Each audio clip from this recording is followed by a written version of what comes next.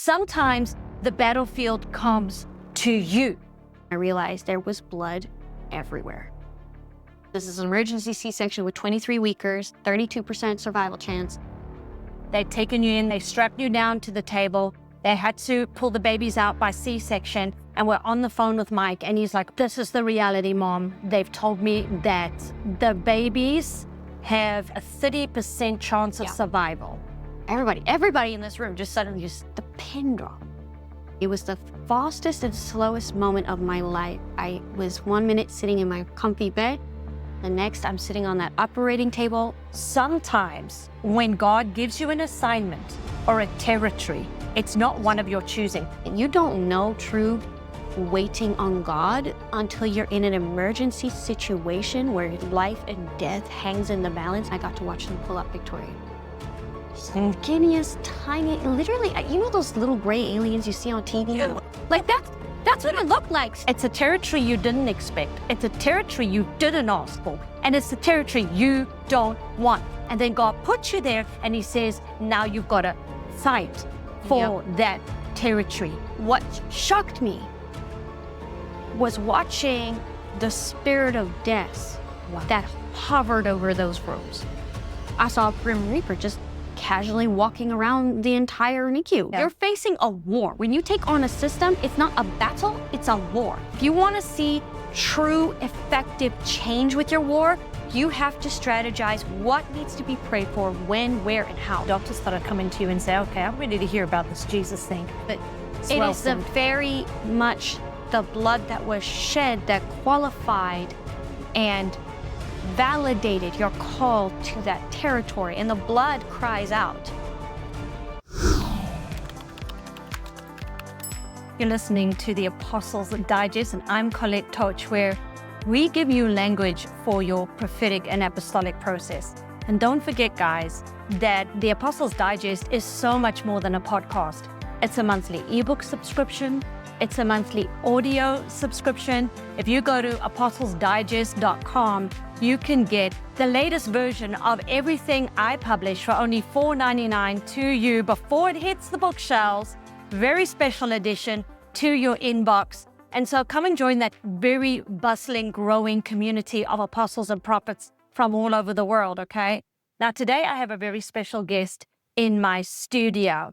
But before I introduce her, I want to say hello to all my friends out there on the West Coast. Where are my friends on the West Coast? Because the last podcast we did was in Oklahoma City, and that was a couple of hours difference here. But this time we are in Mexico, Tijuana, Mexico, where I get the incredible opportunity to hang out with my grandbaby twins. And oh my goodness, they count up for 5 months, and they are so cute. And they're at that stage where they're chuckling and giggling, and they think that I'm absolutely wonderful. And then, of course, I've got my grandsons, Deborah-Anne and Michael's little ones, who have now realized that I am the cookie monster. And that means that I have a cookie tin fully stocked at all times. So let's just say that if there was a competition between Craig and I as the favorite grandparent, he's shaking his head vigorously, that I am most certainly in the lead.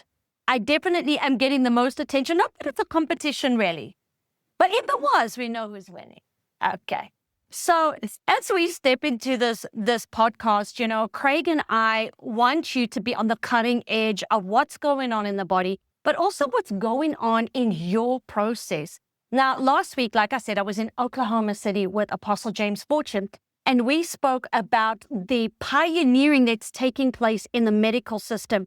And today we are going to jump off on that with none other than my eldest daughter and tribe director of the Next Gen Prophets, and might I also add, a recent published author of The Gift of Prophecy for the Next Gen Prophets, Deborah-Anne Velthuysen. Welcome. Thank you so much for having me, for the invitation. I look forward to discussing and diving into this topic today.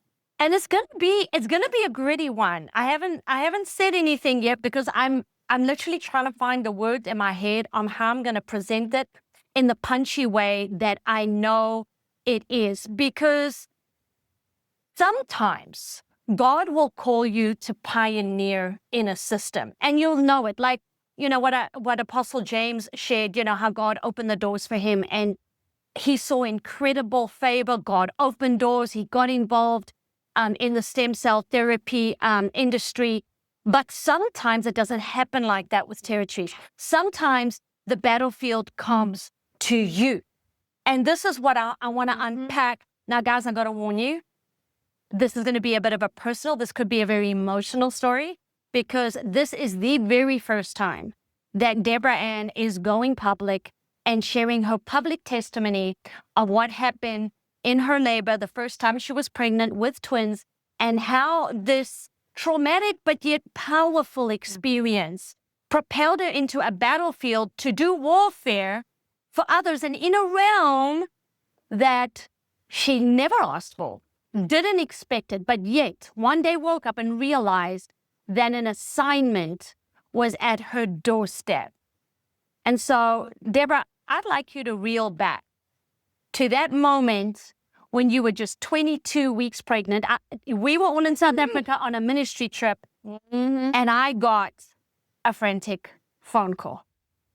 That was an eventful night and morning. So the journey started actually 24 hours prior to that phone call, because I'd had some cramping and we were already uncomfortable. So my husband and I agreed. He said, as soon as work ends, we'll go to the emergency room. We'll get checked out. And so y'all know how these emergency rooms are. We left. I think we got to the hospital around 5 o'clock, got home at around like 12, almost 1 a.m. Because that's just how it is. They checked me out. They said, everything's okay. Nothing big deal. Everything, you're fine. Go home. But if you have any more cramping, if you have any bleeding, if you have any issues, you come back right away. And I go home, I crashed, and then I woke right awake around 4 a.m., 4:30 a.m. And I felt something was wrong. I felt uncomfortable. And so I walked my way to the bathroom, and I realized there was blood everywhere. And I didn't even register at first. I mean, it's 5 a.m. I've only gotten 4 hours maybe of sleep. And when you're pregnant, that sleep means something. And so I didn't even fully register what was happening until I'd actually got to the bathroom and sat down and realized I was cramping and there was blood everywhere. And I started freaking out. I'm like, okay. But this peace kind of settled on me. And I think that's the part that really helped me, because one of the biggest things you were telling me and the Holy Spirit was telling me throughout my pregnancy was I am not allowed to stress. From the beginning, this pregnancy was a struggle. I needed to relax. I needed to be at peace. Because you guys battled to even fall pregnant in the first place. That was a process. I had ovarian cysts. I had to take medication. So we only felt pregnant, 2-3 years after my diagnosis of having ovarian cysts and everything. So the fact that I was pregnant now with twins already pushes that emergency level up even more so. And so I stumbled into the room and I felt bad for my poor husband. I felt terrible. I was wrestling with this weird, okay, I need to get to the hospital, but I don't want to wake up my husband because he's sleeping so well. Finally. I'm like, baby, I need you to wake up. I'm bleeding. I bled. We need to go to the hospital. And my husband, he's like, he's wide awake at this point. He's like rushing around. My sister Jessica wakes up. She's like, what's going on? What's with all the noise? We were still at the ministry center. Yes, we were still at the ministry center. That's about 40 minutes away from the closest hospital. Yeah, that's right. So already, it's not in Descanso, yeah. Yeah, so already we're like, okay, let's get going. And so there I was, laying in the back of that van, my husband trying to not go too far over the speed limit and get us into an accident. And I'm just laying there holding my stomach, just praying. And the thing is, I want to say I was so righteous and I was like worrying. I knew what to pray and I was doing this whole thing. But really, all I could just do was just pray in tongues. It's one thing to prepare for battle and prepare for war. And it's another thing to be on those front lines and experience the heat of an explosion going off right next to you. I trained for spiritual warfare. It wasn't like I was new to these kinds of attacks. A few years prior, I'd had a major accident with a rollover car accident, which should have claimed my life. By God's grace, we walked away with bruises and some sore muscles. That's pretty much it. I'd had ulcerative colitis that had dropped my weight to the point of literally seeing my bones through my skin, not from lack of trying to eat. So it wasn't the first time the devil was after my life. What stressed me the most was that it wasn't my life at stake.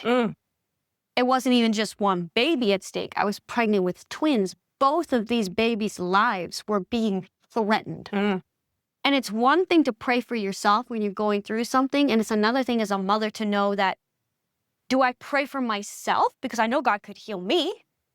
You've seen it done. I've seen it done. I know it is. But do I also pray for my babies?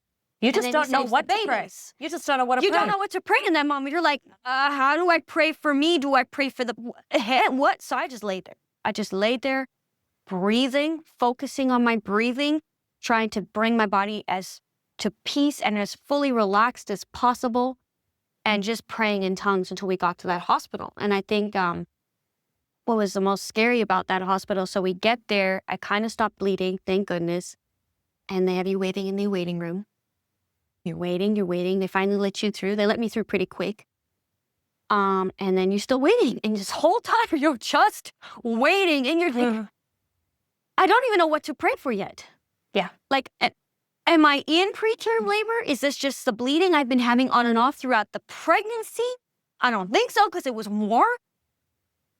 And so the doctor finally comes in. They do an ultrasound. And they're like, okay, you're in preterm labor. Prayerfully, no, you haven't dilated, but you're in preterm labor. Now we talk about options of what to do.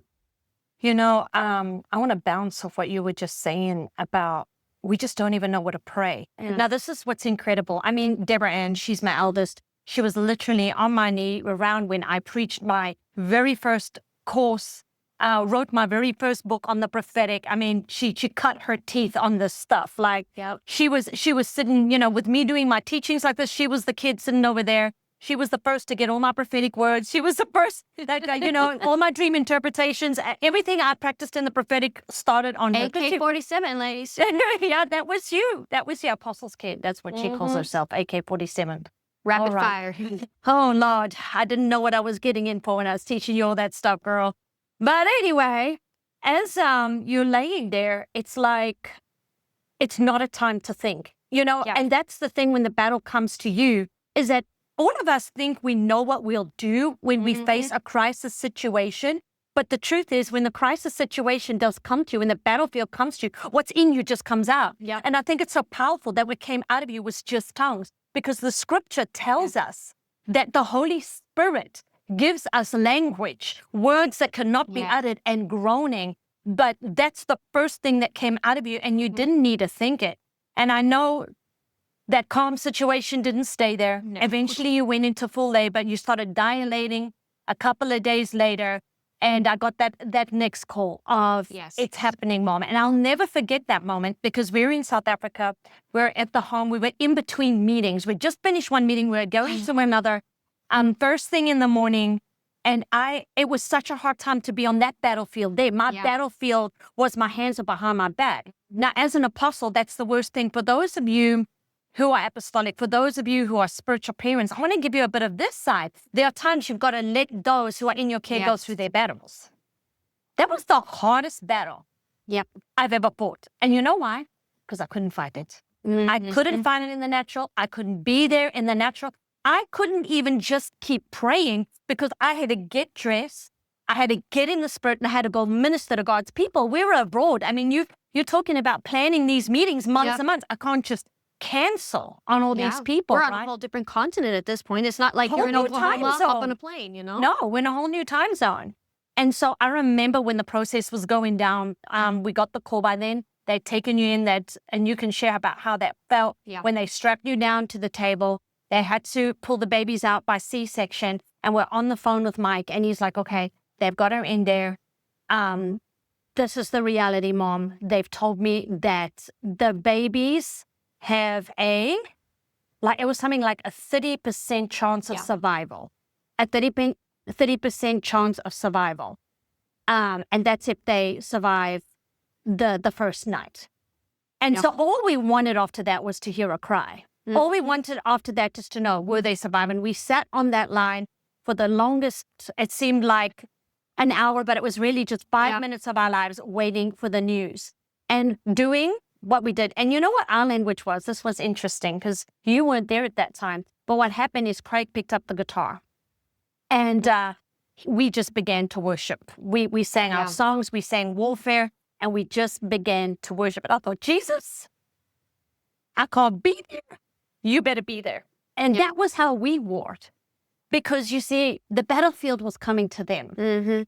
I could do nothing but stand on the outside, provide covering, and say, fight the battle well. For those apostles and leaders who are watching those in their care, face some of the toughest battles, you can give them the tools, you can give them the prayer covering, but at the end of the day, they're the ones strapped down, needing to give birth and facing their own crisis situation.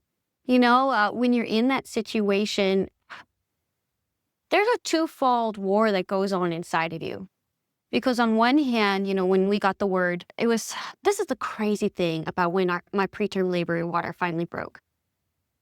I mean, at this point, I'd been hospitalized for about a week and 5 days. So you're not going anywhere for the duration of your pregnancy. So we settled in, like my sisters, you know Jessica, you know Rebecca, and if you don't, well, you're about to know them. Because when they hear that you're in crisis and that you need help, they are the best support system and servants you could have. Jessica went home. She packed me so much stuff. I mean, everything. She packed me everything. She's like, you're here for the next 4 or 5 months. You are getting everything. I had bedding, clothes, makeup, nail stuff. I mean, we had whole girls' days. There was sushi, acrylic nails, gel. Like, we were doing the whole thing right there in my hospital bed. In my hospital room, sounds like you guys. chilling out. And it was one of the very first days that I was finally, everything was really 100% normal. And we're like all settled in for this long trip. My husband just left with the boys. They went and watched a rugby game. They're just sitting down at a restaurant to eat when he called me. I was sitting there. Something feels weird. And I went to the bathroom. I was checking for magnesium, but this just felt strange. Just you call the doctor.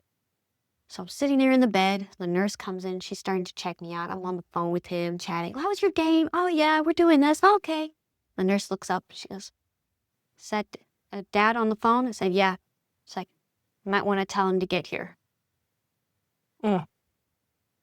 Everybody in this room just suddenly the pin drop. I'm like, babe, the nurse says you need to get here. He's like, what? It's like, she says between my legs, she's like, yeah, your water broke. You're in labor. He needs to get here now. My husband, it was about, I think, a 20-minute drive. My brother-in-law got him in that car. They got to that hospital in 10. Yeah, I'm sure. They were there. He was like, I ain't missing this. And it was such a frustrating moment because I knew you were at an administrative trip. I knew you were getting ready to preach. And I didn't want to tell you, actually. I did because I would have been mother. so mad. I know. So I'm like at war with myself. Mad. Okay, I need to do warfare. I need to focus on here. But they're about to preach. So what information do I control here? Am I even supposed to control this information? I don't even remember who told you at this point. I think it was my husband yeah. And so we're sitting in labor. I was laboring for 6 hours. I put my headphones in. I didn't have my dad to play the guitar and worship with me. I just had my Christian music playlist. So I put that in and I drowned that out. And I just sat there the whole time just praying and saying, Father, your will be done on earth as it is in heaven. That's all I could pray. Your will be done on earth as heaven. And I breathed through every contraction until eventually the doctor came in, checked me out and said, we got to go for a C-section. It was the fastest and slowest moment of my life. I was 1 minute sitting in my comfy bed. The next, I'm sitting on that operating table. They're putting the needle in my back, and I'm numb from the waist down. And the whole time, I'm just chatting with them. You could tell everybody's nervous. I'm nervous. This is an emergency C-section with 23 weekers, 32% survival chance. But we spoke. We talked. We listened. I paid attention to my body. And then they dropped the screen, and I got to watch them pull up Victoria. Skinniest, tiny, literally, you know those little gray aliens you see on TV? Like, That's what it looked like. So they just yanked this thing, like little stretchy thing right up out of me. And that was it. That's how I saw her. That was it. I saw her and then she was gone. And then within 30 seconds, David comes out. And the most hardest moment was not really being able to hear them, actually. Because they were so premature, they had to immediately take them to the back, pull out the suction, and intubate them so they could breathe. And so all I got to hear was silence. I didn't know these babies were alive. Then my husband had to leave to go with the babies, and I had to lay there on that operating table, exhausted now because all the adrenaline's crashing, not knowing, are my babies alive? Are they okay? What's going on? They roll me into recovery, and so I go to the recovery room. My husband's with the babies. My sister Jessica comes and sits with me, and the whole time I'm coming in and out of consciousness, just praying. Just like, Ollie, what's in heaven, manifest here on earth. Your will be done. Take care of my babies. Take care of my babies. That's it. I had no other words to pray. And it's this continual surreal experience of any minute now, something's going to happen, but I've got to also wait. I've got to wait on timing. And you don't know true waiting on God until you're in an emergency situation where life and death hangs in the balance and there's literally physically nothing you can do and wait. You mean you knew you had a plane ride, but my babies are literally right below me. And there's nothing I could do. So 2 hours, I'm laying wide awake in my bed waiting to hear, how are my babies? What are our next steps? What do we do now? What's going on? To just sit there and wait on the Lord. It is the most agonizing moment. But that's the real battle. You know, we think of battlefields as gunfire always going off. But the kind of battles that the enemy throws against us are the coin warfare type. Yes. The spies sneaking in and that waiting, that silence, that not knowing, but doing nothing but standing on faith because it's all you've got. Yep. And I know that for every single one of us, when we got the call that the babies made it through the night, that there was hope of survival for the first time. It was a deep breath of relief. I think every single one of us, it was 2 days and we could get on the plane and lockdown COVID. Unfortunately, we were not able to get in and see the babies. We could at least see you before they locked the entire, because it was 2020. And they locked the whole hospital down. So, I mean, nobody in, nobody out. And so the journey began. And this is the part that I want to throw back to your listeners here, is that sometimes when God gives you an assignment or a territory, it's not one of your choosing. You know, I was saying at the beginning how I release a book for every month for our Apostles Digest subscribers, right, for $4.99. Well, this month, I'm releasing one called Apostolic Evolution. And in it, I lay out the power of the territory God's already given to you, that it's not always what you want. It's not always how you expected it to look. But if you would just stop for a minute and look at your circumstances, look at how God has led you and the process you've gone through, and look at the land around you, you would see this is your territory. But then you also have a decision to make. Yes. It's a territory you didn't expect. It's a territory you didn't ask for. And it's a territory you don't want. And then God puts you there and he says, now you've got to fight for that territory. And that's exactly where you guys found yourself. You found yourself in that neonatal care facility in the NICU in San Diego, surrounded with more babies than they'd ever had. This was COVID. They were running out of beds. And here you are in this crisis situation in this territory. And I want to fast forward to what this was like for you and Michael and how God actually began showing up. Not just for you, but for others right there in that NICU. So this is the power of it. You know, I talk about all this crazy silence and like just not knowing what to pray before all this stuff happens. And two things happen when you start doing warfare. You have a moment where you have to position yourself. That was the lead up to that birth. Everything until I physically stepped foot in that NICU with surrounded by all these babies was the positioning. I had a choice to make in those moments of, am I here for myself because I needed help medically and spiritually and warfare wise? Or am I here because I'm a prophet? Am I here because I'm a minister? Because I'm a child of God and I've got power dripping off of me. I've got the blood of Jesus on me. And I'm reminded of the scripture, of the story of how God told Moses to have the Israelites paint the doorposts with the blood of the lamb, the innocent lamb. And us walking through the doors of that NICU, having that shift to say, we are taking it. We are taking possession of this land because you have a choice. When God positions you in land, you have a choice. You have a choice to just do what you need to do and it's going to help you in that moment, or to take possession of that land for however much time you are positioned on it. And when we made the decision to position ourselves on that land, we painted the doorposts with the blood of Christ. Wow. Whenever we walked through those doors, whenever we walked up to the beds, when we walked past the beds, Michael and I were spiritually, we were literally sometimes raising our hands and painting blood over those little isolates, over those babies, over the doorways. Everywhere we were walking, we were putting that blood there because that spirit of death would not come here. Because that's what was happening. Well, the first time I walked into that NICU, I was surprised. I was shocked. Not at how loud it was, because that's what we were warned about. We were warned that it was going to be loud, it was going to be crazy, you're going to hear beeping and things and blah, blah, blah. And like, that's just how it is. Don't worry, nothing necessarily bad's happening. Oh, so we were warned about the noise. And I live in a crazy household. So noise for me was like, eh. What shocked me was watching the spirit of death that hovered over those rooms. It was, I best described, like I saw a Grim Reaper. I saw a Grim Reaper just casually walking around the entire NICU, just checking out beds, looking at this baby, looking at that baby, just checking it all out. And that, for me, shocked me the most.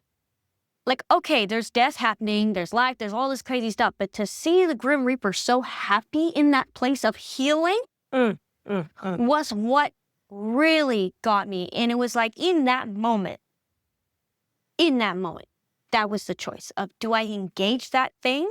Because I knew it wasn't just like a little demon. That thing ruled that place. It owned that NICU. And if I was going to engage it, I was about to engage in a battle for true life and death, not just for me, but for everybody that entered into those doors. And you have to make a conscious decision if you're going to take that territory. A lot of people are like, oh, I'm here in this territory. That's great. Do you know what you're up against? Come on. Because God does give us a choice. And I'm not saying this as an out, but I want you to understand that we have a choice to take on warfare. We have a choice to take on territory. Yes, we can be destined for it. Yes, God wants us to do it, but we have free will. And if we're going to take it on, if we're going to say, yes, God, I'm going to do it, make sure you know what you're getting yourself into. Otherwise, the warfare that comes after and all the personal attacks that you receive are going to surprise you. And I was partially a little naive. I went in 100% ready. And I was aware of some of the warfare I would face, but I also underestimated the level of personal warfare that would come my way, because I didn't receive pushback and warfare from the system, which is where everybody expects it when they start doing territorial warfare. They expect the pushback from the doctors and nurses. They expect the pushback from whatever system they're positioned in, the legals and the legalities, and they're going to restrict your faith and they're going to restrict your language and how you do this. That's what they expect when they say warfare for territory. Not at all. In fact, the world is very allowing for your religion. They don't judge. They let you. If you have a religious standpoint, they will make an exception for your religion in that NICU, no matter if it goes against their policies or their moral codes. If it's your religion, it's your religious right to decide how certain medical standards proceed in that with your child. So they will make allowances for you. Where the warfare came was in my marriage. It came in my personal relationships. It came outside of all of that. They tried to distract my focus from the real battle I was facing. Because if the devil can distract you out here, you lose all power in that system. That is just a mic drop. Because when we go for those territories, you're absolutely correct. But here's the thing, because you're destined for that territory. Come on, even Moses You know, the elders were the ones that were giving him a hard time because the pressure was coming on them. Yep. His problem was always more from the Israelites because God always showed up to smite the Egyptians, right? Yes, he did. And it's like God showed up in that NICU, but that wasn't where your attack came from. Nope. It came from those personal things. And I know that was a warfare all on its own. But I love what you said there, Deborah. I love what you said. You said they tried to distract you. That warfare tried to distract you from your assignment. Yes. How did you pick it up from there? Well, I had to compartmentalize a little bit. Here's the thing. It is genuine warfare. And that's the struggle where I've seen even just people in my tribe that I've worked with, it comes in. They are genuine problems that need to be worked through, that need to be fought. Yeah. You're facing a war. When you take on a system, it's not a battle, it's a war. And a war is made up of multiple different defining battles that lead to the overall outcome.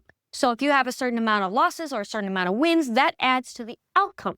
And you're going to fight some battles in a jungle and you're going to fight some battles in a desert, but you can't fight them both at the same time. You have to fight them with the right troops, with the right strategy at the right time. And so learning to compartmentalize what demon, if you want to call it that, I was facing at what time and in what areas really helped me then develop strategy. We often see this where people come as intercessors and they just start praying for everything, right? We're going to spend an hour, 2 hours, 3 hours, and we're going to just pray for everything. And don't get me wrong, that's triage. That works. But if you want to see true, effective change with your war, you have to strategize what needs to be prayed for, when, where, and how. And I did that through the help of the Lord, of course, and then very strongly with you, my mentors and my spiritual parents, Apostle Craig as well, who really helped me compartmentalize. I had Apostle Craig, who was mentoring me in my prophetic side as my team leader.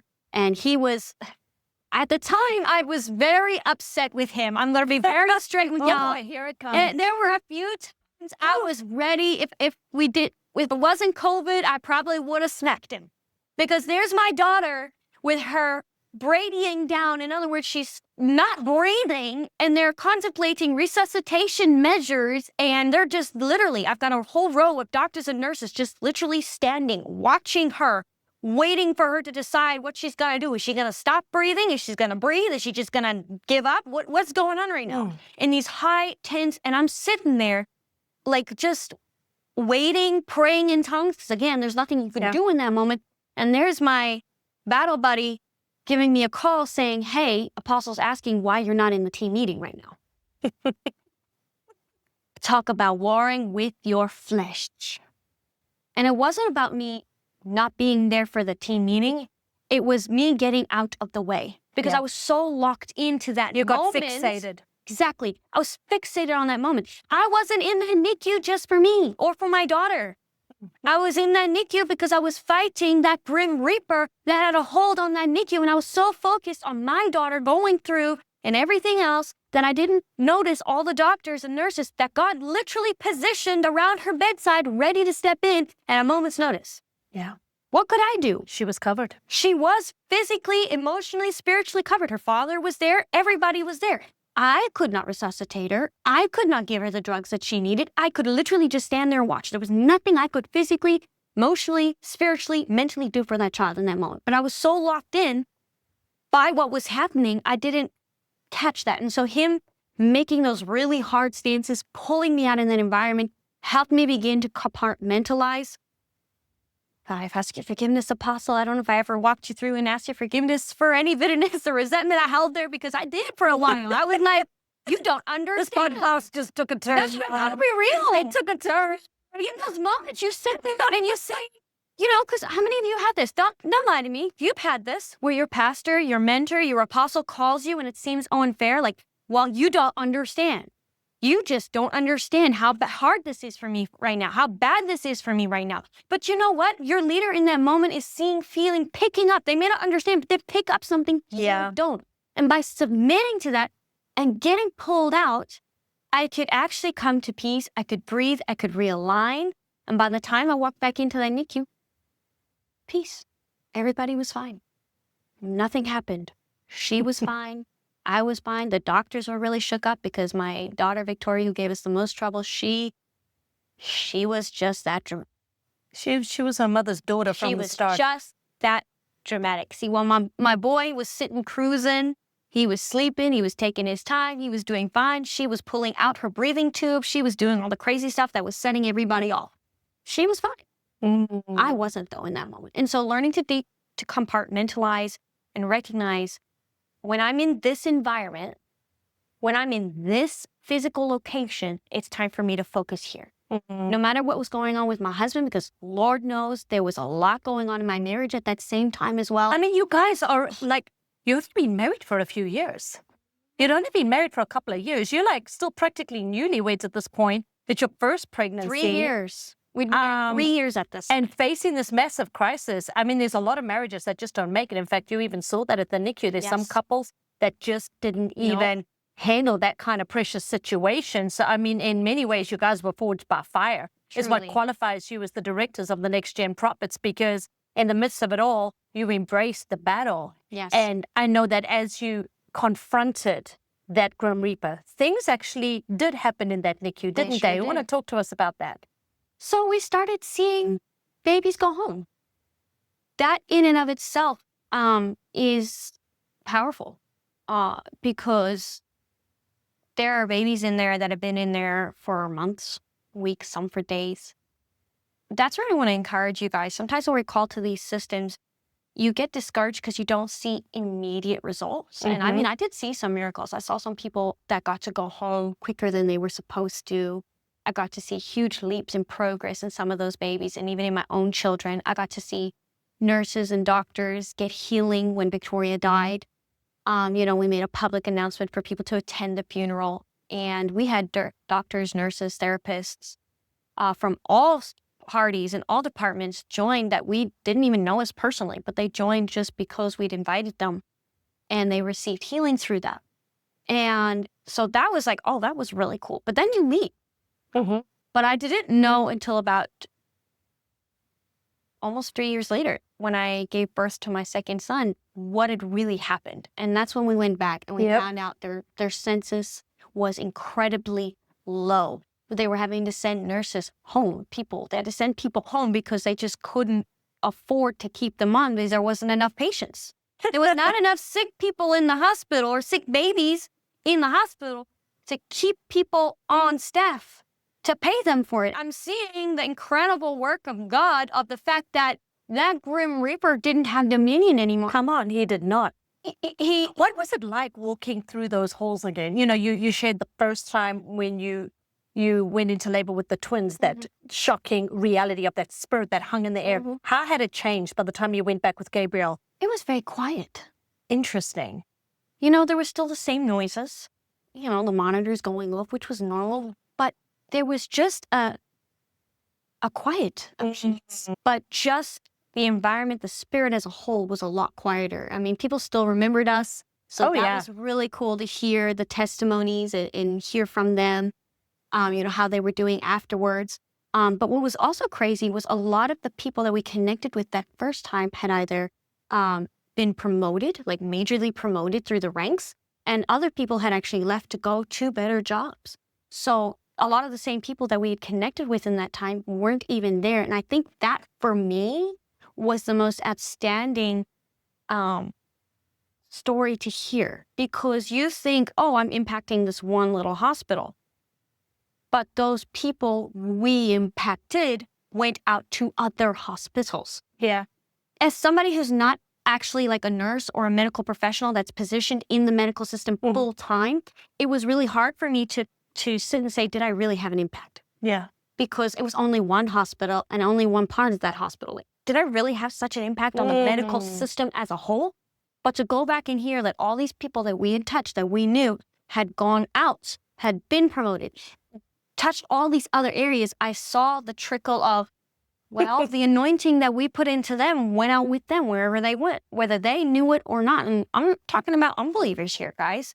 I'm not in a Christian hospital. I'm surrounded by unbelievers. But it was such a powerful testimony. I mean, doctors started coming to you and say, okay, I'm ready to hear about this Jesus thing. How are you guys handling this? And even now, you guys have those relationships. And in fact, God has opened the doors once again for Deb and Mike to return but in a very different capacity to actually be there, to get more involved with the nurses, with the doctors, as they're plowing the field here in San Diego, California, starting their church here in this region.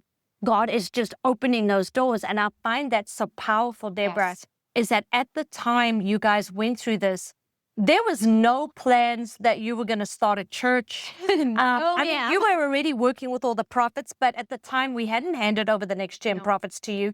You didn't know the impact you would have in this region. And, you know, just even as I meditate on your story and I look at territories and I see what God has done, like, do you see this? You went there in a season where you didn't even know that San Diego would be your territory. And it's like God sent you into that place to deal with that spirit of death, that now as you continue plowing in San Diego, it's like you've created a fort there. You already put your, you know, your flag has already been planted in this region. And it happened in a way that nobody could possibly anticipate. And it's only when you fought for a region, it's only when you fought for a territory that you truly understand the battlefield.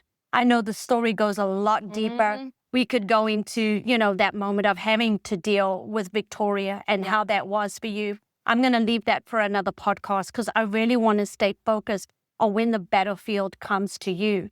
And I also want to touch a little bit on what you mentioned about being pulled out of your situation by your apostle, because there's one thing my husband is, and it's a prayer warrior. And there's a stickler that he always was. Every single day you would get together to pray. And I want to just touch on the power of that, because you can get so fixated in your battle that he pulled you out so that you could pray with your battle buddies, realigned your perspective and armed you. Now, we can't all fight the battles for each other. But we can help motivate each other in those moments, help realign one another so that when we're sent back in, we can win that war. And that is something that I saw you and Mike do exemplary. I mean, the day we brought back David was a huge celebration at that hospital. There wasn't a single person in that hospital that didn't know your names. You prayed for every nurse. You interpreted their dreams. They came to it was outstanding. I mean, we're talking about COVID. They shouldn't have technically have even come to that gathering at our ministry center, but they did. We opened up that opportunity to be able to present the gospel to them at a time that should have broken us all as a family, as a tribe, actually became a battleground. And you know what's powerful? Whenever a battle was won, even in the Old Testament, they always put up a monument to remember. And Victoria is so much our monument to remember. Not what we've lost, but the war that you won and the war you continue to fight on behalf of others. Have you got a final word for our listeners, Deborah, on their battle, on their territory where they're at today? You know, I'm reminded of a word Apostle Craig did share with us at our summit. He got the word in regards to Victoria's death that it was the blood of the firstborn that qualified us to take the territory of San Diego. And so my final words to you, especially to you, those of you who are walking in the apostolic, is to recognize the blood that has been shed. There are many of you who have sacrificed. Let's be honest. You've sacrificed your Isaacs. You've sacrificed natural sons and daughters. You've lost maybe spouses. You've been divorced or widowed. You have sacrificed ministries. You have shed and lost a lot of blood over the years. And we sometimes walk around with the stigma of being anemic because we lost all this blood. But it is the very much the blood that was shed that qualified and validated your call to that territory. And the blood cries out. I want you to take a moment to revisit those territories where you shed blood. You know, sometimes we walk away because we believe God closed the door, and maybe he did close the door, but he had you shed blood there for a reason. And just because you've walked away doesn't mean the blood stopped crying out. Whether you know it or not, those seeds that have been nurtured by the blood that went into the soil are sprouting. Amen. They are bearing good fruit. So take time to celebrate the win. Take time to recognize where you have shed blood and celebrate it. Cool, guys. This podcast took me places. This podcast took me places. Is the battle coming to you? Pick up your sword and fight. The Lord has you positioned there, not just for you, but for everybody else, all the other parents you prayed for, all the other babies you could pray through, all the other victories that you saw. It defines who you are. And as apostles, as prophets, our battles aren't pretty, but they're our battles. And they're our battles because God knows that we are equipped to fight them. This is Apostles Digest. Come and subscribe, get the latest book. Guys, you're not going to get your hands on this book until next year if you don't get the download from apostlesdigest.com. Go and subscribe. It's $4.99 a month. You can afford that for a new book every single month right in your inbox. apostlesdigest.com. Come and join the movement. God is raising up these apostles and prophets, and it's time for us to take our territories. Until next week. You've just received a powerful impartation from Apostle Colette and guest prophet Deborah-Anne Velthuysen. To get more, go to apostlesdigest.com or join their thriving community at apostolic-network.com and come find your tribe. If you would like to find out more about Michael and Deborah-Anne Velthuysen, check out their website at www.myprophetictribe.com. See you in the next episode.